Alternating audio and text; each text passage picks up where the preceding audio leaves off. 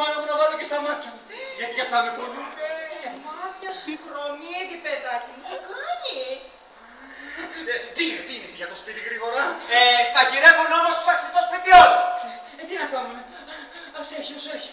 Ναι, παιδάκι μου, μια καλή πίτσα έχω πημένο και εδώ κοστίζει όλη 5 δραχμές. Και εγώ πληρώνω 8 το μήνα. Πήγαινε, ας έχει, να είναι μεγάλο μόνο. Είναι αλήθεια ότι σας χρειάζεται μεγάλο σπίτι. Όμως θα ζουν από καμιά εκατοσταριά σπάναρα το μήνα. Θα σας δώσω. Πήγαινε. Ο Λότος σε βγήκε τα. Είσαι σφιντουρίτσας με την τύχη. Και βέβαια. Και πού είναι το έχεις μαζί σου. Τώρα ευθύς να το δώσω τις κεράτες περπατήρες να της το πάει. Το έχεις κουρδισμένο. Εξέχασα να το κουρδίσω. Να, είσαι αυτό το νούμερο το αναθεματισμένο. Καλά σας το έλεγα εγώ να ψήξεις αυτό. Έπιασε και το πήρε ένας άλλος διάολος, ο οποίος είχε 32 νούμερα γραμμένα. Μα έννοια σας, αύριο θα έβγαινε άλλο καλύτερο και τότε γράφετε και το παίρνουμε.